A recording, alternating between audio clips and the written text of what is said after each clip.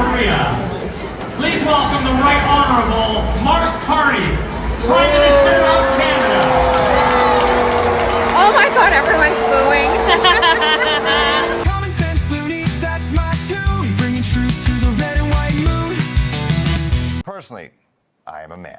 Hey folks, welcome back to CommonSenseLoonie. I'm Rex, and today we're diving into stories that matter to Canadians. Hate crime spikes, immigration policies, EV mandates, political pancake flops, pipelines, that's right, I said pipelines, and a Blue Jays hot streak that hasn't been seen since 1992. We're cutting through the noise with facts, some skepticism, and a dose of common sense. If you're new here, hit that subscribe button and join the conversation. Let's get to it.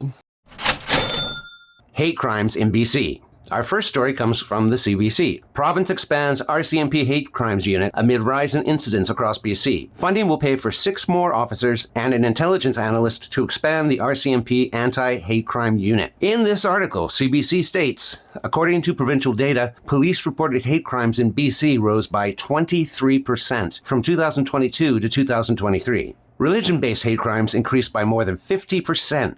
While hate crimes based on sexual orientation were up 43%. So, British Columbia has seen a 23% spike in hate crimes from 2022 to 2023, with religious-based incidents jumping 51%. Legacy Media reports the numbers, but rarely digs into why. Let's explore some theories floating around. One angle, tensions between immigrant groups.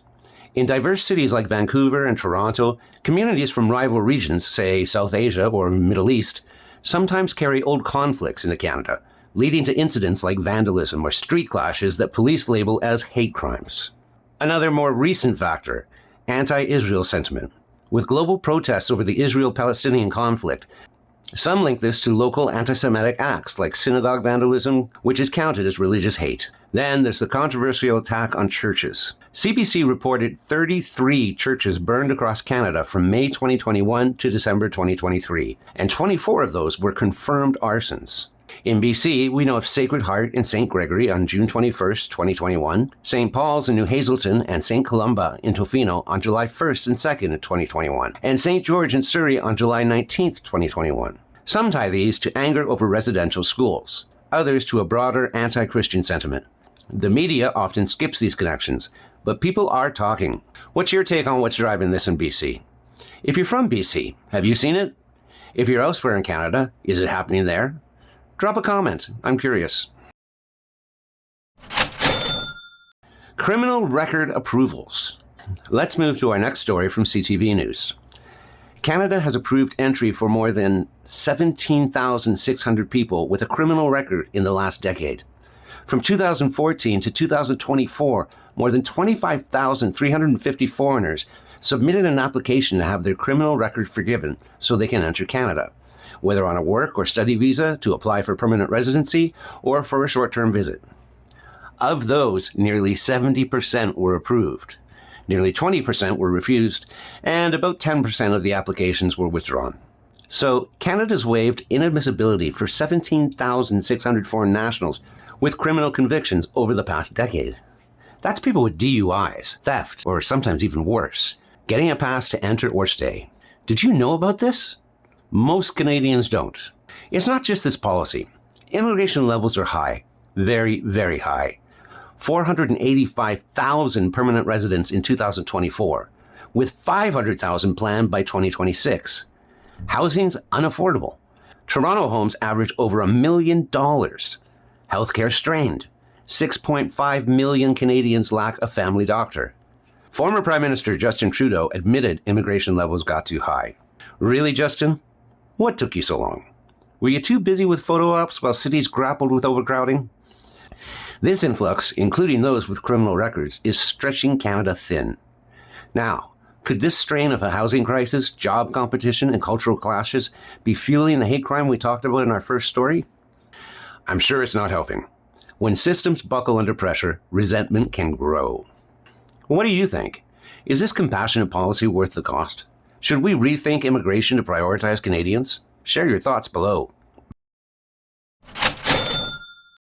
Palestinian students. Immigration is still the focus, but this one's a little different. I'm more compassionate here. Let's go back to the CBC. Palestinian students say visa delays have stranded them despite admission to Canadian schools. With 2 of their peers killed last year, more than 70 Palestinian students are raising the alarm over stalled immigration to Canada, despite admission and scholarships at universities across the country, stranding them in Gaza or nearby Egypt and Jordan as they wait out a war. Now, I have to say, this one's heartbreaking. Young Palestinian students, full of potential, losing lives or opportunity due to Canada's slow bureaucracy. These 70 students, many on full scholarships, deserve a chance to escape Gaza's conflict and study safely. Instead of fueling division or disrupting communities, I wish our government and these protest groups would champion causes like this, helping young people build futures, not tearing down communities. If these students are vetted and focused on education and not protests, I fully support their chance to thrive here. I mean, if they excel, they could stay and contribute, whether it's in medicine, tech, or other fields. I think that's a win for them and a win for Canada too. Maybe something we should think about. EV mandate. Remember our story about the EV mandate? If you haven't seen it, check it out. We said it's doomed to fail, and the longer the Liberals keep it, the more it'll hurt Canadians. Now, we get this from the Winnipeg Free Press. Environment Group warns against repealing federal electric vehicle mandate. We haven't covered this environment group before. Their name? Clean Energy Canada. And they've got some questionable ties. They're urging the Liberals to keep the EV mandate at any cost. Look, Canada, this EV mandate is a pipe dream. By 2035, every new car must be electric, but our grid's strained. Rural charging is scarce, and most can't afford a $50,000 electric vehicle. So why is Clean Energy Canada so keen? Well, let's look at their funding. Their funding's opaque. In fact, I'd call it a red flag.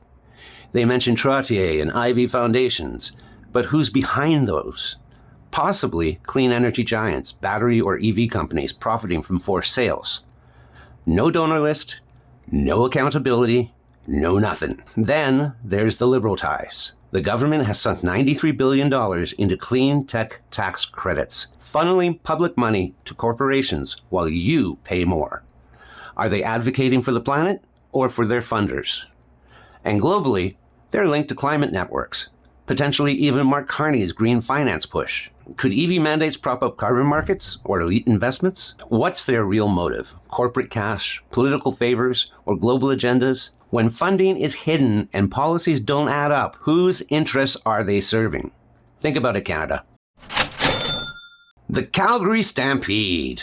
Next, the Calgary Stampede, where Prime Minister Mark Carney and Conservative leader Pierre Poilievre made appearances. Talk about a contrast. Here's Pierre flipping pancakes like a pro.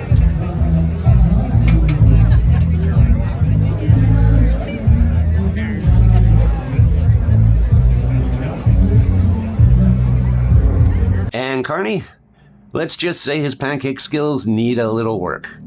Hope his negotiation skills are better. That's not it. That's not. I was better in Ottawa. And their receptions differ too. Poilievre got roaring cheers at a concert like a rock star.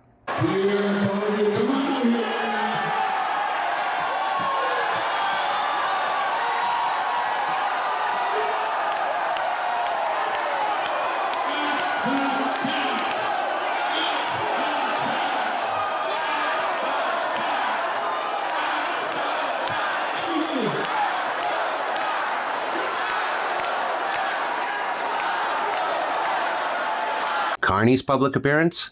Not quite the same vibe. Please welcome the Right Honourable Mark Carney, Prime Minister of Canada. Oh my God, everyone's booing.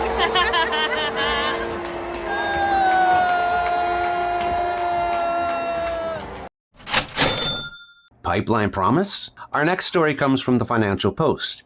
It says, oil pipeline proposal highly likely in Canada, says Carney. I think it's highly likely that will be the case. And the only reason why I don't say definitively is this is not a top-down approach from the federal government saying we want this, we want that, we want this. The pipeline, the projects, most of the nation-building projects, if I can use that term, will come up from the proponents, from the private sector. Some of them will need substantial government assistance, So there'll be a combination of provincial governments and maybe the federal government certainly coming in and supporting them.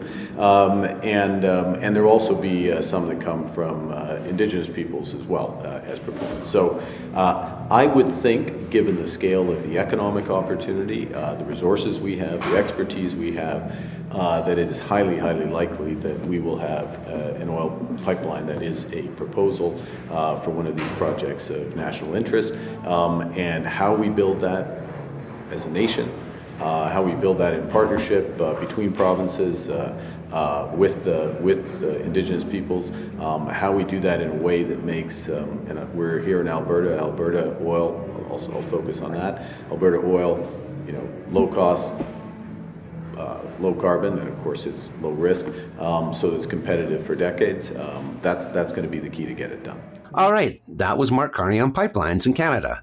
And I've got to say, for the first time, I actually like what he's saying. I've been highly dubious of Carney. His globalist leanings and net zero obsession often feel disconnected from Canada's economic realities. But this focus on pipelines, Alberta's oil, and nation-building projects? I mean, he's right. Alberta's oil is low cost, low carbon, and low risk. A global competitor for decades. If we can get a pipeline built, it would be a massive boost for Canada's economy, creating jobs and driving growth. But here's where I pump the brakes.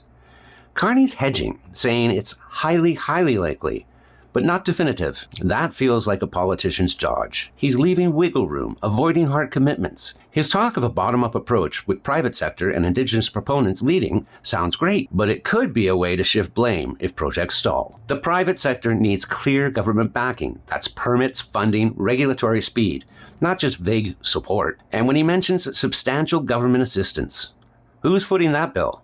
Taxpayers? Provinces? It's unclear. Plus, his emphasis on partnerships with Indigenous peoples is crucial. But without specifics on how those deals will work, it risks being feel-good rhetoric. The fishiest part is Carney's track record. He's pushed green agendas hard. Think Davos, not Drumheller. Is this pipeline talk genuine, or is he just pandering to Alberta's crowd? We need to see if he follows through with concrete action. If he does, this could be a game changer for Canada. If not, it's just more hot air. What do you think? Can Carney deliver? Or is this too good to be true? Okay, Blue Jays. Blue Jays fans, what a night! Toronto topped the Chicago White Sox 6-1 in a rain-shortened 6-inning showdown at Guaranteed Rate Field. Chris Bassett was lights out, tossing 6 innings, allowing just 1 run on Josh Rojas' homer, while inducing 2 double plays to escape early jams. The Jays exploded for 5 runs in the third, sparked by Vladimir Guerrero Jr.'s 2-hit, 2-RBI night, and Davis Schneider's leadoff homer. Addison Barger added an RBI double. With the skies opening up, the game was called, sealing Toronto's 10th straight win, their longest streak since 2015. At 54 wins and 38 losses, the Blue Jays sit atop the American League East, 1 game shy of the franchise's all-time win streak record. They're back tomorrow to chase history against the White Sox. And as you can see, Blue Jay fans are loving it. And the good vibes continue around the Toronto Blue Jays. We already knew that Vladdy Guerrero Jr. was going to the All-Star game. He's excited. I'm excited. That's a wrap for today, CommonSenseLoonie fans. From hate crimes to immigration, EV mandates to pancake flips, and Blue Jays wins, we've covered the stories shaping Canada. What's your take? Drop your thoughts in the comments. I read every one, mainly because there's not that many. If you enjoyed this, smash that like button, share with a friend, and subscribe for more no-nonsense takes. I'm Rex, and I'll see you in the next video where we're going back to even more Chinese influence in Canada. Yep, it's time to dive into BC ferries, and much, much more. Stay sharp, stay skeptical, and as always, stay loony, Canada. I'm here to cut through the haze, no disguise. Gonna open your eyes to politicians' lies. Canada's great, but led by wackos, it's true. Time for no nonsense, me and you. I'm the Common Sense Looney, hear my call. Ditch bingo night games, we'll fix it all. Common Sense Looney, that's my tune. Bringing truth to the red and white moon. Personally, I am a man.